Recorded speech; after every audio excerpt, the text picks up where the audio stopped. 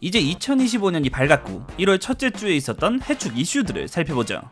우선 새해 복 많이 받으시고요. 이미 리그가 절반을 넘긴 곳도 아닌 곳도 있긴 하지만 24-25 시즌 전반기가 얼추 마무리돼가고 있는 상황입니다. 가장 많은 경기를 치른 프리미어리그의 경우 아르네 슬롯 감독과 행복한 전반기를 보내고 있는 리버풀이 가장 눈에 띄지만 어느 시즌이건 항상 돌풍을 일으키는 팀이 있기 마련. 24-25 시즌 그 역할을 맡고 있는 노팅엄 포레스트의 선전도 주목할 만하다고 할 수 있습니다. 특히 여기는 밀렌코비치랑 엘리엇 앤더슨과 같이 이적 시장을 잘 보내야 하는 이유를 보여준 팀이기도 하죠. 반면 프리미어리그 디펜딩 챔피언은 로드리의 공백을 제대로 대체하지 못하면서 전반기를 아주 힘들게 보내고 있고 나름 프리미어리그의 잔뼈를 군 이 두 팀은 조롱을 피할 수 없는 상태입니다. 그에 반해 가끔 반전의 팀이 등장하긴 하지만 대체로 이 세 팀이 상위권을 차지하고 있는 라리가의 경우엔 이번 24-25 시즌도 비슷한 흐름. 분데스리가의 경우 바이에른 뮌헨이 디펜딩 챔피언인 레버쿠젠을 승점 4점 차이로 따돌리면서 1위를 유지 중. 여기는 과연 해리케인이 무관 징크스를 깰 수 있을지가 궁금한 상황이죠. 이탈리아 세리에도 전반기를 지나고 있는데 세리에는 지난 시즌 인터밀란의 독주로 마무리됐지만 이번 시즌은 좀 더 손에 땀을 쥐게 하는 리그 우승 경쟁을 보여주지 않을까 생각되네요. 저 멀리 떨어진 전통의 강호들도 있지만요.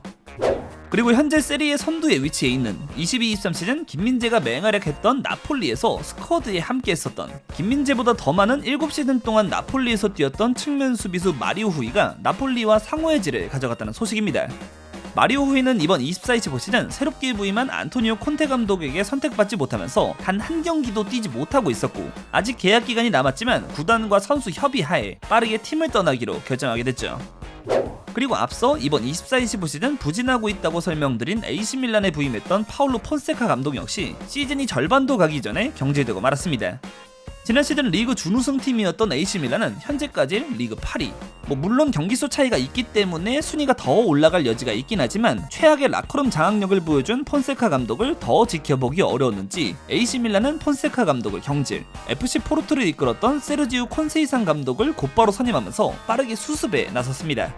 그리고 많은 준비기간 없이 맞이한 콘세이상 감독의 AC밀란 첫 경기는 유벤투스와의 컵 경기였는데 여기서 첫 경기부터 승리. 좀 더 지켜봐야겠지만 우선 아주 기분 좋은 시작을 알리게 됐습니다. 토트넘의 요청으로 조금 이르게 팀 합류를 가져간 양민혁이 토트넘 선수단에 등록됐다는 소식도 있었죠.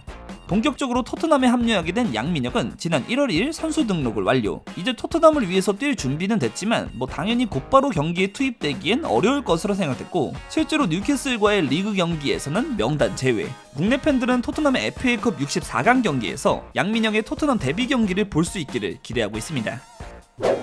스페인 라리가에서는 비니시우스가 또 한 번 논란의 중심에 서게 됐죠.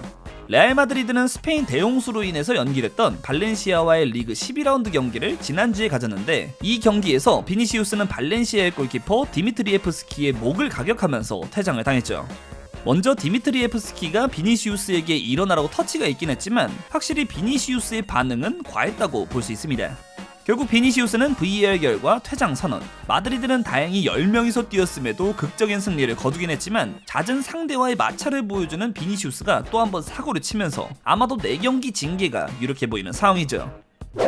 그런데 이번 1월 첫째 주 가장 핫한 소식이라면 어떻게 될지 모른다고 매일 소식이 바뀌고 있는 바르셀로나의 다니 올모에 관한 이야기라고 할 수 있죠. 24-25 시즌 여름 이적 시장을 통해 900억가량의 큰 금액에 바르셀로나에 합류한 올모는 이미 이적 초기에도 선수단 등록에 어려움을 겪은 바 있었죠.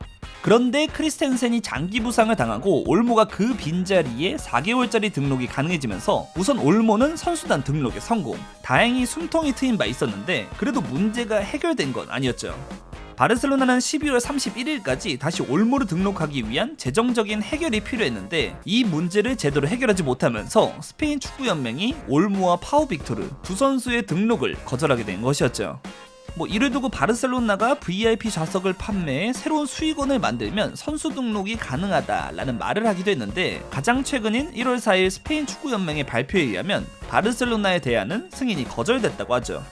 그리고 올모는 바르셀로나 계약 당시 선수단 등록에 실패하면 FA, 자유계약으로 팀을 떠날 수 있다는 조항을 삽입했던 것으로 전해지면서 만약 이 상태가 지속된다면 900억에 가까운 거액을 주고 영입한 선수를 고작 반 시즌 쓰고 자유계약으로 풀어줘야 하는 황당한 사태가 발생할 수 있게 됐습니다. 그나저나 바르셀로나가 유독 이 선수단 등록 문제를 겪는 것을 보면 팬들은 그저 속이 타들어갈 뿐이겠습니다. 추가로 이제 겨울 이적 시장이 시작되면서 여러 팀들이 팀의 부족한 부분을 채우기 위해 영입을 가져갈 것으로 보여지는데, 그래서 당분간 이 주간 해축에서는 새롭게 팀으로 옮긴 선수들에 대한 이야기를 전하게 되겠네요. 벌써 토트넘은 체코 출신의 골키퍼 안토닌 킨스키를 영입하면서 스타트를 보여줬고요. 거기에 이제 계약 기간이 6개월도 남지 않은 자유계약 선수들도 다른 팀들과의 협상을 이어갈 것이기 때문에 이 선수들의 행보도 핫할 예정입니다. 자유계약 예정 선수들에 관한 영상이라면 요 위에 참고하시면 됩니다.